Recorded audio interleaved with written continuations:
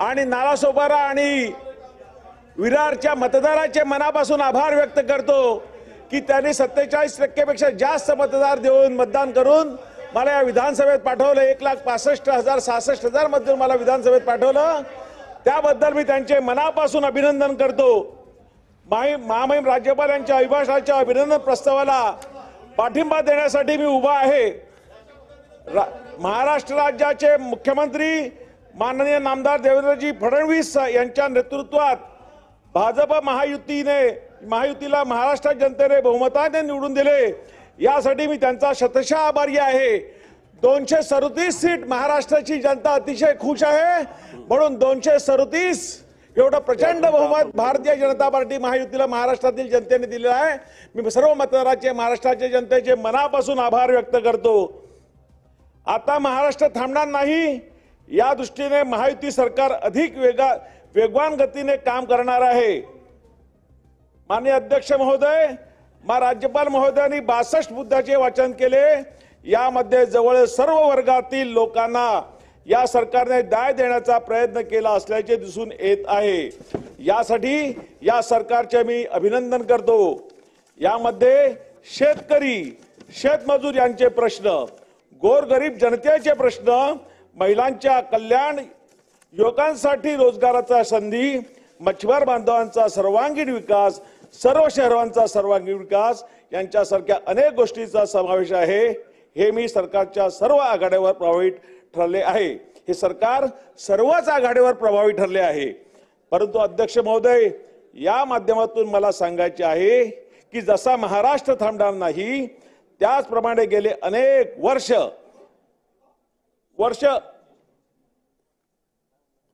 शाश्वत विकासापासून वंचित असलेल्या वसई, नालासोपारा, विरार देखील थांबणार नाही, याची या सरकारच्या माध्यमातून काळजी घेतली जाईल असा विश्वास मी व्यक्त करतो। अध्यक्ष महोदय, पहिल्यांदाच संधी मिळाली आहे, एक 2-3 मिनिटं तरी बोलायला संधी द्यावी अशी विनंती आपल्याला आग्रह। आता प्रत्येकाला आपलं वक्तव्य 2 मिनिटं। आजही अंदाजे 30 लाख लोकसंख्या असलेल्या या शहरामध्ये पाण्याचा प्रश्न अतिशय गंभीर आहे। आजही टँकरचे मोठ्या प्रमाणात टँकर तिथे चालतात, आजही मोठ्या प्रमाणामध्ये तिथे टँकर चालतात।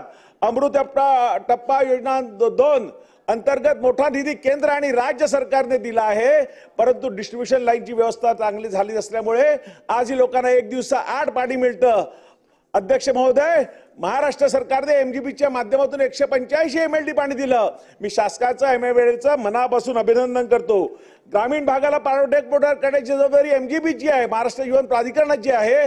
परंतु अध्यक्ष महोदय, 5-6 वर्षापूर्वी 5% काम बाकी असलेलं आजही तेच काम बाकी आहे। आमच्या शहराला, ग्रामीण भागाला या पाणीपुरवठा आजही होत नाही।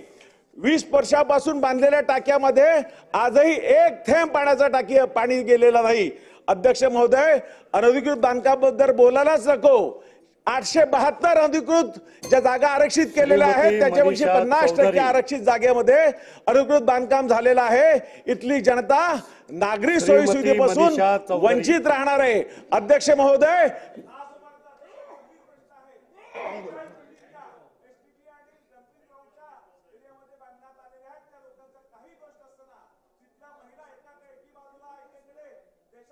करोडो लोकांना घरं देतात, आमच्या इथे गरिबाची घरं तोडण्याचं चाललं आहे।